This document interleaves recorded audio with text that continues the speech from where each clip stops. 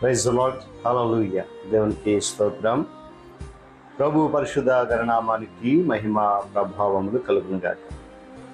క్రీస్తునందు ప్రియులైన దైవజనులు, స్నేహితులు, విశ్వాసులు, సహోదరి సహోదరులు, ఈ కార్యక్రమాన్ని వీక్షిస్తున్న ప్రియా దేవుని బిడ్డలందరికీ యేసుక్రీస్తు వారి ప్రశస్తమైన నామములో ఉదయకాలపు శుభములు, వందనములు తెలియజేస్తున్నారు.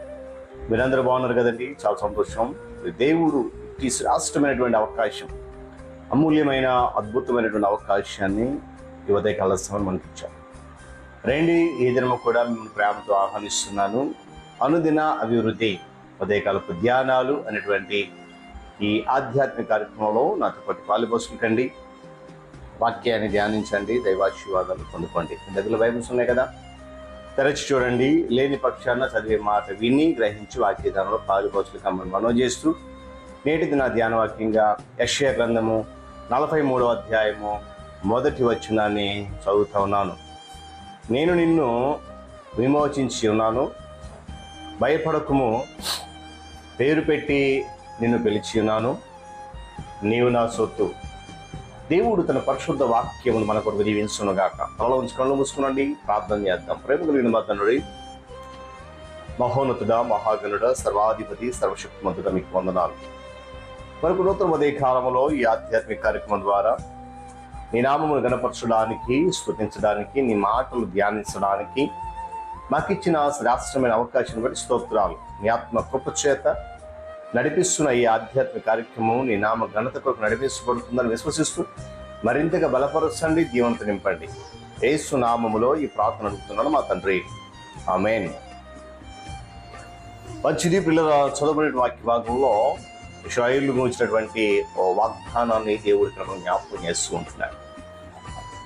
నీవు నా సొత్తయ్య, నేను నిన్ను విమోచించుకున్నాను, కాబట్టి నువ్వు బ్రతికినంత కాలము భయపడాల్సిన అవసరం లేదు అనేటువంటి ఒక చక్కటి వాగ్దానం జ్ఞాపకం చేస్తాడు. పేరు పెట్టి పిలిచిన దేవుడు. చూడండి, క్రైస్తవేతర నేపథ్యం గల ప్రజలు క్రీస్తును అంగీకరించిన తర్వాత బాప్తిస్మ అనుభవంలోనికి వచ్చినప్పుడు వారి అసలు పేర్లు మార్చబడాలా లేదా అనేటువంటి ఒక ప్రశ్న అనేది ప్రతి ఒక్కరి హృదయంలో తలెత్తుతుంది. బాప్తిస్మ తీసుకున్నాం కదా, మారు మనసు పొందాం కదా, మరి పేరు కూడా మార్చుకోవాలా వద్దా అని. భారతదేశంలో ప్రత్యేకించి హిందువుల మధ్య అనేక పేర్లు దేవతలకు సంబంధించినవి ఉన్నాయి నేటికి కూడా. కాబట్టి బాప్తిస్మములకు సిద్ధమైన వారి పేర్లు మార్చబడాలి అనేటువంటి విషయాన్ని కొంతమంది బోధకులు ఒత్తిడి చేస్తూ ఉన్నారు. అయితే ఇది తప్పనిసరా అనే ఒక ప్రశ్న మనం ఆలోచన చేయగలిగితే,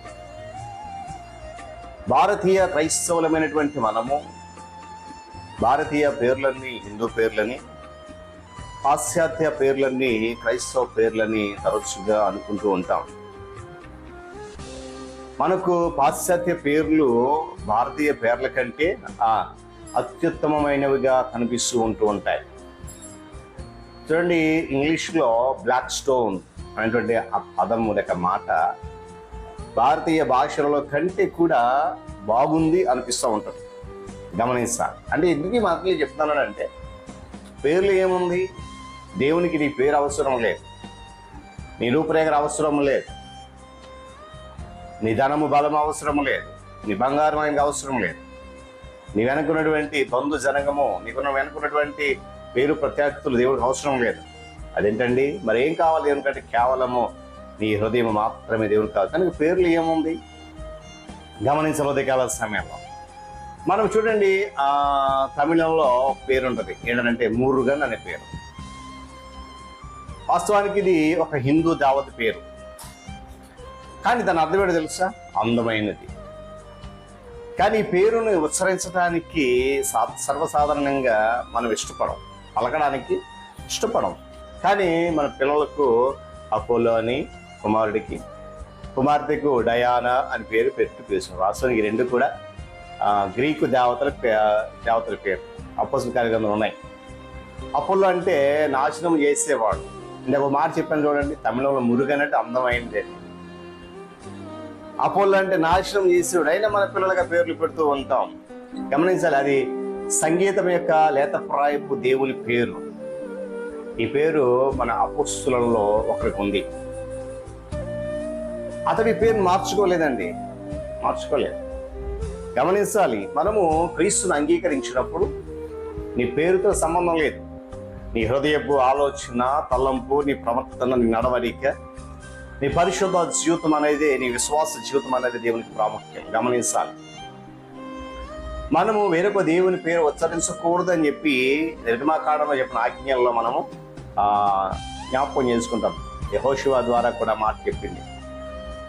పేర్లు మార్చబడాలి అని ఒత్తిడి చేసేవారు ఈ ఉదాహరణను చూపించి చెబుతూ ఉంటారు. మనము విగ్రహారాధనకు దూరంగా ఉండాలన్నదే ఈ మాటల యొక్క అర్థం. మనము పై ఆజ్ఞను అక్షరాల తీసుకున్నట్లయితే బైబిల్లో పలుమార్లు వ్రాయబడినటువంటి అష్టారోసు ఏమండి బైబిల్ అనే పేర్లు గల వాటిని మనం ఎలా పలకగలం, ఎలా వాటిని బోధించగలం, ఎలా ఉచ్చరించగలం, అసలు ఆ వాక్య భాగాలు రాయబడినటువంటి ఆ యొక్క మాటలను ఎలా చదవగలం, ఇటువంటి పేర్లను మనం ఎలా పిలవగలం గమనించాలి. అసలు వాటిని ఏమని సంబోధించగలం. అయితే గమనించండి, ఉదయకాల సమయంలో ప్రియ దేవుని బిడ్డలారా, విశ్వాసులారా, క్రీస్తునందు విశ్వాసం ఉంచినటువంటి తొలి అన్యుని పేరు కొర్నేలి. కానీ ఐరోపా దేశీయురాలి పేరు యూదియా. కానీ అపోస్తులు అది మార్చలేదు. ఏమండి, పౌలు సౌలుగా మారాడు అని చెప్పి మనము సాధారణంగా చెబుతుంటాం. అతనికి 2 పేర్లు కూడా తన తల్లిదండ్రుల చేత అది వరకే పెట్టబడినటువంటి సంగతి. ఇది పేరు మార్పిడి కాదు. కానీ ఉదయకాల సమయంలో దేవుడు నిన్ను పేరు పెట్టి పిలిచాడు. నీ పేరైతేనేమి, నీ పేరు పెట్టి ఆయన పిలిచినప్పుడు ఆయన స్వరాన్ని నువ్వు అంగీకరించి క్రీస్తు సాక్షిని అంగీకరించినప్పుడు పేరుతో సంబంధం లేదు. ఆ పిలువబడిన తర్వాత నీ హృదయపు వాంఛ ఏదైతే ఉందో అది ఆయన తప్పకుండా తెలుసు. కనుక ఉదయకాల సమయంలో ఒకవేళ ఎప్పటికీ అలా పేర్లలో తేడా ఉంది, పేర్లు పలకలేము అనుకుంటే మాత్రం ఏమంటే అది ఏమాత్రం కూడా సంకోచించేటువంటి. కనుక అలాంటి స్థితి, అలాంటి ఆలోచన విధానాన్ని మనము దూరం పెడదాం. దేవునికి పేరు అవసరం లేదు, మనుషుల యొక్క హృదయము, ఆ హృదయపు ఆలోచన, మంచి ప్రవర్తన కావాలి. అట్టి స్థితిలో మనం అందరం ముందు కొనసాగుదాం. దేవుడి మాటలు మన కొరకు దీవించును గాక. త్వరలో కన్ను మూసుకునండి, ప్రార్థన చేద్దాం. ప్రేమ కలిగిన తండ్రి, స్తోత్రాలు. మనకు నూతన ఉదయ కాలంలో ఈ ఆధ్యాత్మిక కార్యక్రమాన్ని కృప నడిపించారు. ఆత్మ ద్వారా బలపరుచు. నిజమే, పేరులో ఏముంది? నీవు మమ్మల్ని పేరు పెట్టి పిలుచుకున్నావు, మా హృదయాన్ని అడుగుతున్నావు. మన హృదయంలో నీకు నివాస స్థానం కావాలి. అట్టి స్థితిలో మేము ఉండక చూపించమని పేరుని బట్టి నానా ఇదో లేనిపోని డిబెట్లు, లేనిపోని వ్యత్యాసాలు, లేనిపోని ఊహాగణలకు పోయి నాయన మా పరిశుద్ధత మేము పాడు చేసుకోకుండా పేరులో ఏమీ లేదు, కేవలం హృదయం మాత్రం దేవునికి అవసరమైనటువంటి సత్యం రైతు ముందుకు దయచేయమని ఎటువంటి మాటలు అందరి హృదయాల్లో బలపరిచి స్థిరపరచండి. యేసు నామమున అడుగుతున్నాను మా తండ్రి, ఆమేన్. రేక దేవుని దీవెన సన్నిధి కాపుదల సదాకాలము మనందరికీ తోడు నడిపించును గాక. ఆమేన్.